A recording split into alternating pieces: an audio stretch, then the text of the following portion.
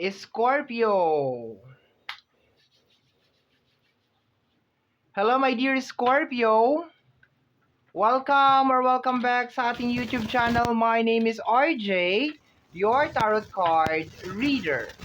At ang gagawin po natin ngayon is yung ating daily reading para po ito sa araw ng July 13, 2026.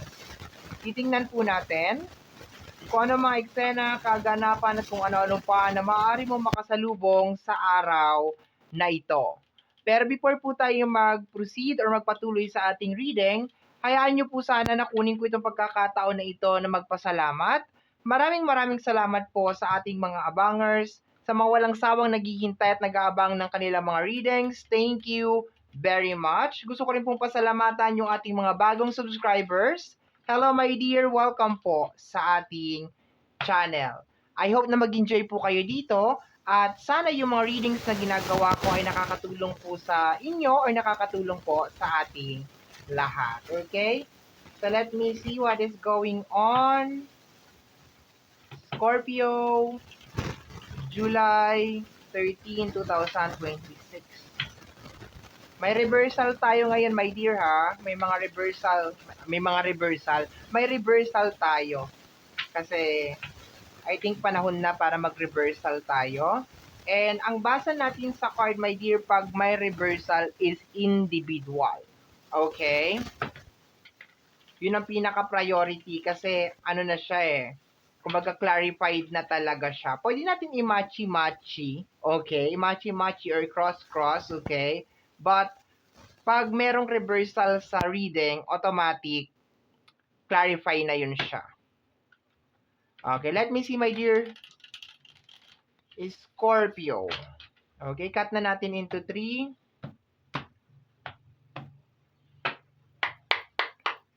July 13. First card mo is the energy of the Wheel of Fortune.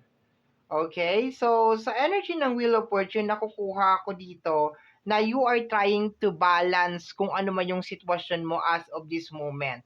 Meron kang sinusubukan ayusin or meron kang sinusubukan na baguhin sa iyong buhay. Trying to bring back yung balance, my dear, ng 4 peak sign, okay? The 4 sides of your life. Possible na you are trying again, okay? Sumusubok ka ulit sa kung ano man yung mga bagay na gusto mong gawin sa relationship man yan or sa career. Next card is the Judgment. My dear, wag mong madaliin, naka-reverse yung judgment natin, okay? So, possible ngayong araw na to, masyado kang wala namang masama maging positibo. Wala namang masama na maging positive ka na magkakaroon ng positive outcome or magkakaroon ng positive result kung ano man yung ginagawa mo. Pero naka-reverse kasi ang judgment. So, possible, my dear, na kung ano yung bagay na gusto mong mangyari, it takes time or kinakailangan niya, my dear, ng time bago mo siya ma-accomplish. Okay? Or kung meron ka mang gustong maayos sa buhay mo or meron ka mang gustong ma-balance, it takes time. So, pag nagsasama tong dalawang to, my dear, the Wheel of Fortune and the Judgment in reverse, kasi hindi siya naka-upright eh. So, sinasabi dito, my dear, na naka-reverse siya, na ibig sabihin, hindi pa talaga siya napapanahon. Okay? Like, kung ano yung gusto mo mangyari, is hindi pa talaga siya napapanahon ngayon. Pero hindi naman ibig sabihin na wala kang gagawin. Okay? So, it's just more on the acceptance, my dear, na okay, mag-e-effort ako ngayon, pero possible na hindi siya kaagad magkakaroon ng result. No? Hindi siya yung typical na parang nagplansya ka ng damit or kung ano man yung ginawa mo or nag-bake ka ng cookies or nag-bake ka ng cake and then kinahapunan meron na. Posibleng it takes time, my dear. Okay? Hindi siya kaagad magkakaroon ng result. So kung ano man yung sinusubukan mong ayusin, my dear, sa buhay mo, it really doesn't matter kung sa relationship man yan, kung sa pera man yan, or kung saan man yan, my dear. Sinasabi dito, my dear, na hindi siya kaagad magkakaroon ng result. Hindi magkakaroon ng immediate result. Okay? Kung meron ka ring mga hinihintay, hindi din siya possible na hindi din siya dumating kaagad-agad. Okay? Kasi naka-reverse yung judgment. Okay? Next card natin over here is the energy of the Ace of Sword. You are being blessed or mararamdaman mo ngayong araw na to, my dear, yung energy ni Ace of Sword, which is energy or the gift of knowledge, okay? So, magkakaroon ka ng mga creative ideas, creative thinking, kung paano mo mareresolve yung problema mo, mga pamamaraan, mga kung ano-ano, my dear, na posibleng will be helpful, my dear, sa sitwasyon mo. Pero, ang Ace of Sword kasi is may kasama yan na sacrifice, okay? So, madalas kong nakikita, my dear, ang Ace of Sword na double blade siya, okay? May positive na ano, and then, meron kang kinakailangan na i-sacrifice, okay? Kasi, pag ikaw ay dinalaw ka ni Ace of Sword at binigyan ka niya ng gift of knowledge, possible na maging clear sa'yo yung mga bagay-bagay. Okay, for example, di ba, magbibigay ako ng example, my dear. For example, like, okay, nagkakaroon ka ng problema sa usapin ng pinansyal. And then, ang nangyayari pala is because you're tolerating or tinotolerate mo yung ginagawa ng partner mo. Pero dahil wala pa si Ace of Sword, hindi pa dumarating, you are blinded. Blinded ka ng pagmamahal. Blinded ka, mahal na mahal mo yung person na yan. Eh, dumating si Ace of Sword. So, the gift of knowledge, si Ace of Sword.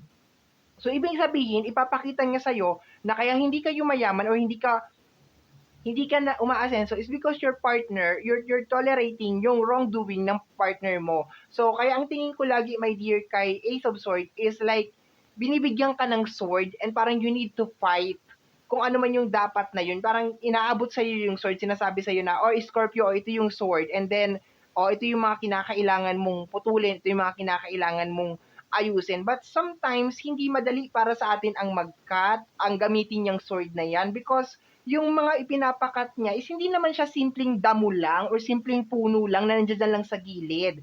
Ito yung mga bagay na posibleng super attached sa atin na kailangan nating baguhin. Okay. So ngayon naiintindihan ko na, my dear, kung bakit hindi pa siya napapanahon. Kasi kaya naka-reverse si judgment because sinasabi na meron ka pang kinakailangan na putulin. Kailangan mong gamitin yung sword. Okay. Next natin is the Five of Sword. Okay. Ang Five of Swords is energy of abandonment. Pangit man itong sasabihin ko, my dear, pero tandaan mo yung mga tao na iniwan ka sa ere during this time. Kasi yung energy kasi ng reading natin is parang binabangon mo yung sarili mo gayong sa putikan. And you have here the energy of the Five of Sword.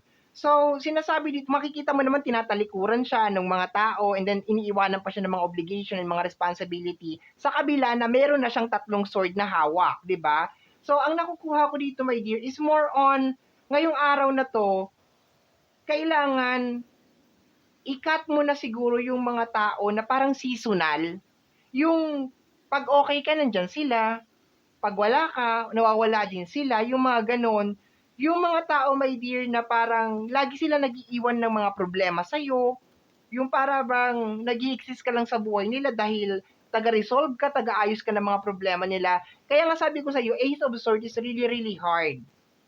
Kasi baka itong mga tao na to na pinapakat sa iyo, my dear, ito yung mga tao na mahal mo. 'Di ba? You love them so much. Okay?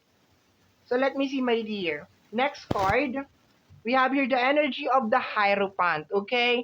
Ang Hierophant is connected sa energy ng spiritual awakening. Okay? Pero, ang hindi madalas dito na ano is like yung influence ng ibabaw ng mundo, okay? So we have here the energy of the Wheel of Fortune. I think it's more on ngayong araw na to, nare-realize mo kung ano yung mga bagay na dapat hindi mo ini-implement or hindi mo ina-apply sa buhay mo, no? Kasi marami sa atin ang masisipag naman.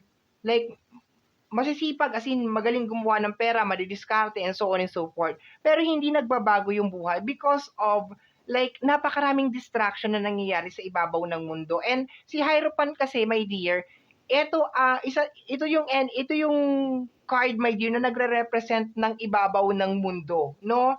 Normally, pag lumalabas si Hierophant sa reading ko, sinasabi na nagkakaroon ka ng realization or spiritual awakening na may kinalaman sa kung ano yung mga bagay na nangyayari sa ibabaw ng mundo. So, included dito, kasi this is energy ni Taurus. Hierophant is energy ni Taurus, okay?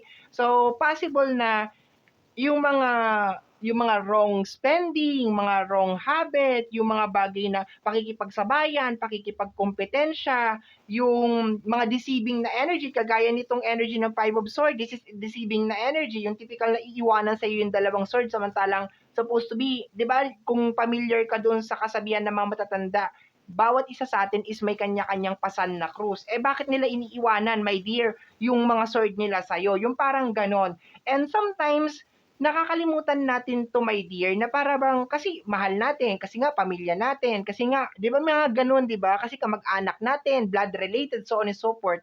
Pero nakakalimutan natin, my dear, na bawat tao sa mundo, they have to they have to stand on their own. 'Di ba? Wala namang sa manghingi ng tulong, pero not all the time. Kasi tao ka lang din, napapagod ka lang din, nahihirapan ka lang din, okay? So, based dito sa energy, I think bago ibigay sa iyo, my dear, yung blessing na gusto mo, kailangan mo muna magtanggal ng mga tao na posibleng seasonal. I call them seasonal, my dear, kasi minsan nandyan sila, minsan wala sila. So, I call them seasonal, no? Sa combination ng Wheel of Fortune and the Hierophant, possible na nare-realize mo ngayong araw na to yung mga illusion, okay? Or yung mga bagay, wag nating ano yan, wag nating gamitin yung illusion, no? Kasi nangyayari talaga siya, nag-i-exist siya. I think yung mga bagay na hindi naman pala dapat para sa iyo or hindi naman talaga fit sa iyo, okay?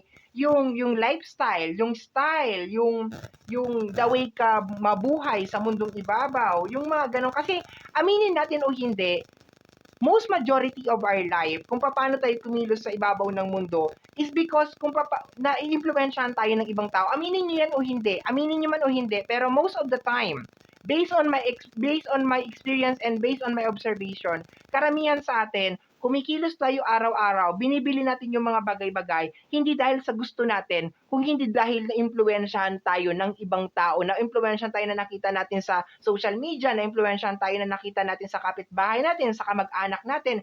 Alam mo, kahit ultimo yung sasakyan na bibilin natin, hindi natin minsan kagustuhan. O yung bahay na gusto natin, minsan hindi talaga natin yan gusto. Minsan nakuha lang natin yan kung kanino, dahil napatayo yung kapitbahay natin ng ganito, dapat mas mataas, dapat 3 palapag, dapat 4 na palapag. Hindi talaga siya as in. And doon pumapasok, my dear, si Hierophant. Kasi yung totoong gusto mo talaga, my dear, hindi talaga siya nangyayari. Okay? Especially ngayon, sa panahon natin. Okay? Mapapansin mo na matatapos na lang yung araw and then, 'di ba, halos majority ng mga pinaggagawa mo sa buhay mo is hindi mo pala gusto. Okay? And I think yun ang nangyayari ngayong araw na to, my dear, na parang sinasabi sa iyo na kailangan i-line up mo yung sarili mo o yung buhay mo according sa kung sino ka at kung ano talaga yung gusto mo. And itong mga tao na seasonal lang, you need to cut them. Okay? We have here the energy of the Six of Cups. Reverse, naka-reverse ang Six of Cups, okay? I think kung meron ka mga bagay na gustong mangyari, hindi ko man sasabihin na hindi siya mangyayari. Pero it's more on take it really slow, kasi kung meron ka mga bagay na gustong mangyari, manifestation, my dear, in the past, possible na this is the time, my dear, na i-analyze mo siya kung nasa sayo pa rin yan. Kung gusto mo siyang i-manifest, i-manifest mo siya. Pero paki-analyze mo siya if napapanahon pa ba ito. Diba, kailangan ko ba siya ngayon? Or minamanifest ko lang tong bagay na to because of gusto kong ipakita kay ganito, kay ganyan na kaya ko siya mabili. Or minamanifest ko lang siya kasi nabanggit ko na eh. Kahit di ko naman kailangan dahil nabanggit ko na eh, na-promise ko na eh, bibilhin ko siya kasi hindi ko siya kailangan. So I think this is the time, my dear, na parang inuutusan ka na i-analyze mo yung buhay mo. Kasi probably to the point na inutusan ka ng ganito, my dear, may something na mangyayari sa in the near future. Possible na there's a big blessing, my dear, na ibibigay sa iyo in the near future. And we are always guided naman eh. We are always guided every day. Kaso sobrang ingay kasi ng mundo at napakaraming nangyayari. Kaya minsan hindi natin naririnig yung mga spirit guide, okay? So my dear, dito, take it really slow. As in, hinay-hinay lang, my dear, sa mga bagay na gusto mong mangyari sa buhay mo. We have here the energy of the Eight of Wands. Message of change. itong araw na 'to ang daming pagbabago my dear, okay? Just in case hindi mo magawa yung mga pagbabago ngayong araw na ito or hindi mo maintindihan yung mga bagay na kailangan mong baguhin sa buhay mo, dahan-dahan siyang ipaparamdam sa'yo. So expected mo maybe around 1 week or 2 weeks mararamdaman mo talaga yung mga as in ipipilit sa'yo my dear na baguhin mo yung isang bagay. Kahit itong mga tao na kinakailangan mo ikat, mararamdaman mo my dear in 1 weeks or 2 weeks my dear, mararamdaman mo talaga my dear na parang kailangan na talaga nilang mag-go, kinakailangan nila talagang umalis. Kung hindi mo kayang mag-decide or hindi mo kayang i-accept or i-recognize or i-acknowledge my dear na meron kang kinakailangan baguhin sa buhay mo. And then in 1 week or 2 weeks, mararamdaman mo talaga my dear yung certain na push, okay? Kahit sabihin mo na, for example, like, nasanay ka na parang lagi kang lumalabas or lagi kang gumigimik, mapapansin mo my dear within 1 to 2 weeks, hirap na hirap kang magawa yan. No, kung napapansin mo na lagi kang umiinom na for example, Starbucks or something like that, or kung ano man yung habit na ginagawa mo, mapapansin mo my dear, in 1 to 2 weeks, hirap na hirap ka na gawin yan. Kung ano my dear yung bagay na hindi magsiserve sa'yo or makakatulong sa'yo, within 1 to 2 weeks, mararamdaman mo yung pressure. Mararamdaman mo yung pressure bago may sagawa mo yung bagay na yan. Posibleng magawa mo siya pero mararamdaman mo yung pressure. Next natin over here is the energy of the Hierophant. Okay. So, ang Hierophant is more on isolation, my dear. Possible na makakaramdam ka rin ng matinding kalungkutan, makakaramdam ka rin ng matinding katahimikan, my dear. Kasi yung mga tao na posibleng inaasahan mo rin, hindi mo rin sila mahanap, my dear, in 1 to 2 weeks, my dear. Okay? Hindi mo talaga sila mahagilap at hindi mo talaga sila maasahan, my dear. Okay? That is the sign, my dear, na kinakailangan mo silang i-cut off. And please, my dear, be gentle with yourself kasi nag-undergo ka, my dear, ng transformation, my dear. At ang transformation na kinakaharap mo ngayong araw na ito is may kinalaman sa yung mga makamundo na mga ginagawa mo, yung mga ganyan, yung mga makamundo na hindi mo naman dapat ginagawa or yung mga bagay na dapat wala ka naman dyan pero bakit nandiyan ka, yung mga ganon, okay? So you need a quiet time or mararamdaman mo my dear yung katahimikan. Ano to? We have here the energy of the Two of Pentacles. Ibo-bottom deck na lang natin yan kasi nahulog siya. Balancing, budgeting na may kinalaman sa usapin ng pinansyal. And yung usapin ng pinansyal, ganun pa rin. Repeated cycle pa rin siya. And mababalance mo naman siya, kakayanin mo naman siya kasi this is the energy of the Two of Pentacles. Kaso ang problema, my dear, is may mga distraction talaga in the background kasi kung makikita mo, ang lakas ng alon in the background, no? Ang lakas ng alon sa likuran mo. So, posibleng bugso ng emotion, 'di ba? Bigla ka na lang malulungkot, bigla may mga tao ka na lang nahahanapin, bigla ka mape-pressure kasi may mga bagay ka na gusto mong kainin or meron ka mga bagay na gusto mong bilhin, yung mga ganyan. Pero this is not the time, my dear, para masyado mong i-highlight yon. This is the time, my dear, para tanungin mo yung sarili mo na, dapat ba na naapektuhan ako ng energy ni ganito? Dapat ba nabilhin ko to? Dapat ba nagawin ko to? Yung mga ganon, okay? So, sometimes, sa sobrang ingay ng mundo, hindi natin nagagawa yun o hindi natin nakikita yun. Pero, in reality, this is the time na kailangan tanungin mo yung sarili mo. Like, for example, nakakaramdam ka ng lungkot or namimiss mo yung isang tao, yung isang bagay. Tanungin mo yung sarili mo, dapat ba, deserve niya ba yung energy ko? Dapat ba na tumatakbo siya sa isipan ko as of this moment? Kung meron kang gustong bilhin, tas you cannot afford it, dapat ba nabilihin ko to ngayon? Napapanahon ba? Practical ba? You need to ask yourself, my dear. Kasi yung reading natin para sa araw na ito, July 13, 2026, is nire-required ka na gumawa ng sacrifice and you are being blessed, my dear, ng Ace of Sword, of the gift of knowledge, kung paano mo iaayos at ila-line up ang buhay mo. Pero, sad to say, tayo ay tao, meron tayong free will, so sometimes, dinededma natin tong blessing na to, o itong gift na to na binibigay sa atin, okay? So, my dear Scorpio, ito po ang nasagap ko na message, energy para sa araw na ito, July 13, 2026. Kagaya po na lagi ko sinasabi, ang tanging hiling at dasal ko lamang po sa ating buong may kapal na ang mga readings na ginagawa ko ay nakakatulong po sana sa ating lahat. Maraming salamat po. Bye-bye, my dear. Take care of yourself. Thank you. Bye-bye.